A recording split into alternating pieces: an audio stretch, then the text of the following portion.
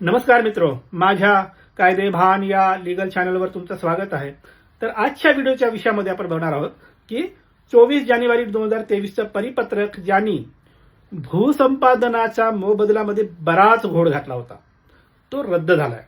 ते परिपत्रक काय होतं ते बघूया आणि आता त्याचा इम्पॅक्ट काय येणार ते बघूया. बघा, मुळात आपल्याकडे भूसंपादनाचे दोन कायदे आहेत. एक आहे 1894चा कायदा जो 31 डिसेंबर 2013ला संपला आणि 2013चा नवीन भूसंपादनाचा कायदा जो 1 जानेवारी 2014 पासून लागू झाला. असे दोन कायदे आहेत. आता हा जो नवीन कायदा जो आहे भूसंपादनाचा म्हणजे 2013चा कायदा, याच्यामध्ये कलम 26 आहे.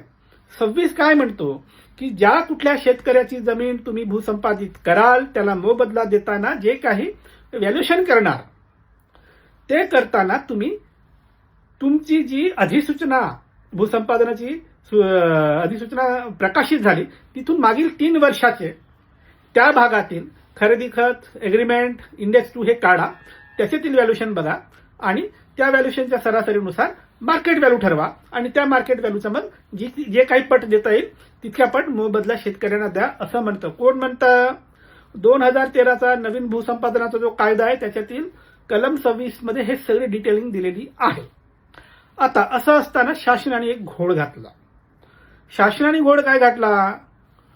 24 जानेवारी 2023ला एक परिपत्रक काढलं आणि त्यांनी म्हटलं की आम्ही मोबदला देऊ शेतकऱ्याला आणि तो मोबदला देताना नवीन कायद्यातील कलम 26 जी तरतूद आहे ती आम्ही पालन करू, पण त्या तरतुदीमध्ये जे दिलं आहे ना की भूसंपादनाची अधिसूचना जाहीर झाल्यापासून मागील 3 वर्षाचा रेकॉर्ड तुम्ही ग्राह्य धरा जे असं म्हटलं आहे त्याच्यात आम्ही थोडंसं बदल सांगतो असं म्हटलंय.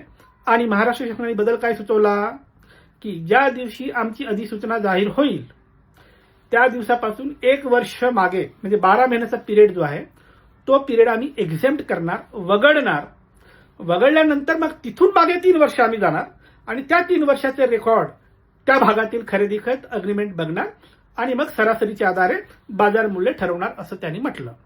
याच्यामुळे काय व्हायचं की इमिजिएट 3 इयरचे दस्त चेक न होता 1 वर्षाचा गॅप घेतला जायचा आणि त्याच्यानंतरचे 3 इयर म्हणजे आधीचे ते कन्सिडर केले जायचे. म्हणजे जुने रेकॉर्ड तपासले जायचे, त्याच्यामध्ये ऑटोमॅटिकच व्हॅल्यू कमी असायची, मग सरासरी कमी निघायची, मग मोबदला कमी मिळायचा शेतकऱ्यांना. तर शेतकऱ्यांची अशी लूटमार व्हायची. ती तरतूद कशी दिली मी तुम्हाला वाचून दाखवतो त्या महाराष्ट्र शासनाच्या GR मध्ये. बघा, हे परिपत्रक आहे 24 जानेवारी 2023चा. याच्यामध्ये असं म्हटलंय पॅरा 3 मध्ये दिला आहे भूसंपादनाची अधिसूचनेचा प्रकाशित केलेला दिनांक 5 जानेवारी 2023 असल्यास दिनांक 4 जानेवारी 2023 ते 4 जानेवारी 2022 चे खरेदी विक्री व्यवहार वगळण्यात येतील. कशासाठी वगळण्यात येतील? हे सरासरी व्हॅल्युएशन करण्यासाठी वगळण्यात येतील असं या परिपत्रकात म्हटलं. म्हणजे या परिपत्रकाने काय केलं?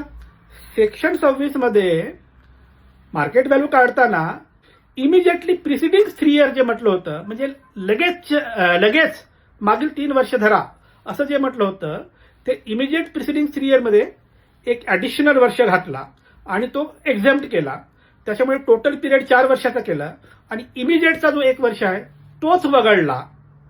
कारण लगेचचा जो वर्ष आहे त्याची व्हॅल्युएशन जास्त राहणार, 1 वर्ष आधीचे कमी राहणार, 2 वर्ष आधीचे अजून कमी राहणार, 3 वर्षाच्या आधीचे अजून कमी राहणार, 4 वर्ष आधीचे त्यापेक्षा कमी राहणार.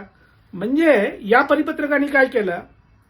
लगेचचे 3 वर्ष धरण्याऐवजी लगतचा पहिला वर्ष एक्झाम्प्ट केला आणि दुसरा, तिसरा, चौथा हे 4 वर्ष जे आहे त्यांनाच ग्राह्य धरलं.